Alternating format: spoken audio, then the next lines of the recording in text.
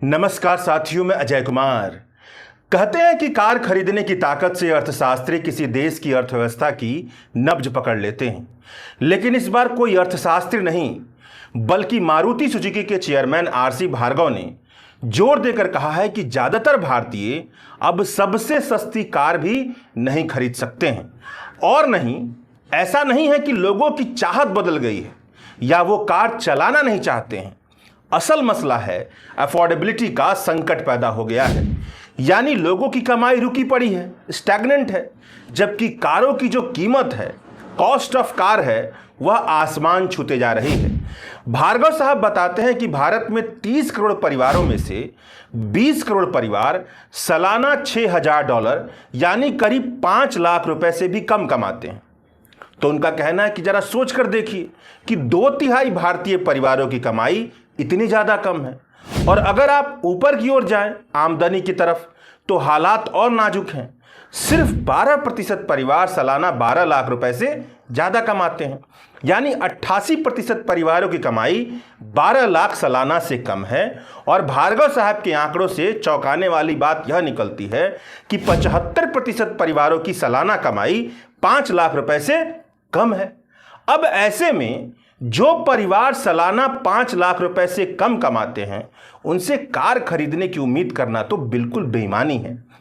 Car का जो असली कस्टमर है वह 12% के अंतर्गत आता है, जो 12 लाख या उससे ज़्यादा कमाते हैं। लेकिन यह तो भारत की आबादी का छोटा सा हिस्सा है।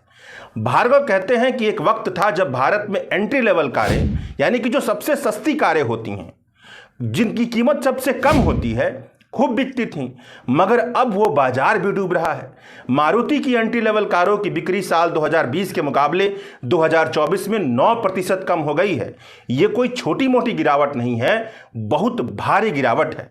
लोग कहते हैं कि भारतीय अब एसयूवी जैसी महंगी कारें खरीदना चाहते हैं, लेकिन हकीकत यह है कि ज़्यादातर लोग कार तो खरीदना चाहते हैं, पर उनकी जेब में इतना पैसा ही नहीं है कि वो सबसे सस्ती कार भी खरीद सकें। और अगर सच्चे आंकड़ों के हिसाब से बात रखेंगे तो हो सकता है कि तस्वीर और भी डरावनी हो सकती है, क्योंकि भारत सरकार के हर आंकड़े पर जाने माने अर्थशास्त्री आंकड़ों में हेराफेरी का आरोप लगा रहे हैं। कह रहे हैं कि यह वैसे आंकड़े नहीं हैं जो भारत की सही तस्वीर पेश करते हों। वर्ल्ड बैंक तक कह चुका है कि भारत के गरीबी के आंकड़े भरोसेमंद नहीं हैं, क्रेडिबल नहीं हैं। यानी जो आंकड़े बढ़ा चढ़ा करके समृद्धि दिखाते हैं, उन आंकड़ों के हिसाब से भी एक अर्थशास्त्री नहीं, बल्कि एक उद्योगपति का, एक बिजनेसमैन का कहना है कि भारत की आर्थिक तरक्की की कहानी में दम नहीं है। वह बहुत ही ज्यादा खराब स्थिति से गुजर रही है। प्रधानमंत्री नरेंद्र मोदी और बीजेपी नेता भले ही भारत को दुनिया की 5वीं सबसे बड़ी अर्थव्यवस्था और सबसे तेजी से बढ़ती हुई अर्थव्यवस्था बताकर नारेबाजी लगवाएं, लेकिन जमीनी हकीकत यह है कि 88% भारतीय परिवार सबसे सस्ती कार भी नहीं खरीद सकते। यह हकीकत सवाल पूछती है कि जब 88% परिवारों की परचेजिंग पावर एक कार खरीदने की भी नहीं है, तो भारत की अर्थव्यवस्था हाई लेवल ग्रोथ को कैसे हासिल करेगी। अब सवाल यह है कि कार है या नहीं है, इससे क्या फर्क पड़ता है। कई सारे लोग ये कहते हैं ये तो जीवन की गुणवत्ता का पैमाना तो है नहीं। बिल्कुल, इससे कोई फर्क नहीं पड़ता है। किसी के पास कार है या नहीं है, उससे यह नहीं अंदाजा लगाया जा सकता कि उसका जीवन बेहतर है या नहीं बेहतर है। मगर आज के दौर में, साल 2025 में, जब परिवारों की जरूरतें और चाहतें जिस तरह से बढ़ रही हैं और जिस तरह से पारिवारिक ढांचा बढ़ रहा है, कार कई लोगों के लिए जरूरत बन चुकी है। और सबसे बड़ी बात, कारें कम बिक रही हैं। इसका मतलब कार बनाने में लगने वाला कच्चा माल, ऑटोमोबाइल इंडस्ट्री का पूरा इकोसिस्टम कमजोर हो रहा है, रोजगार घट रहे हैं, संभवतः छटनी हो रही है, सैलरी नहीं बढ़ रही है, बेरोजगारी बढ़ रही है। और कारों की कम बिक्री सिर्फ एक आंकड़ा नहीं है, बल्कि भारत की अर्थव्यवस्था की खस्ता हालत का सबसे मजबूत प्रमाणों में से एक प्रमाण है। कार की खबर से अब बंधुआ मजदूरी की खबर पर चलते हैं। बंधुआ मजदूरी, गुलामी की वह प्रथा जो 21वीं सदी में भी भारत के कई कोने में जिंदा है। कर्ज ना चुका पाया तो कर्ज लेने वाला कर्ज देने वाले के घर, दुकान या फैक्ट्री में कई कई घंटे काम कर रहा है। मजदूरी नहीं दे रहा है, केवल खाना मिलता है, कपड़ा मिलता है और रहना हो पाता है। इसी तरह से ईंट के भट्ठे पर ऐसे हजारों मजदूर मिल जाएंगे जो ठेकेदार से कर्ज लेने के सिस्टम के शिकार बन चुके हैं।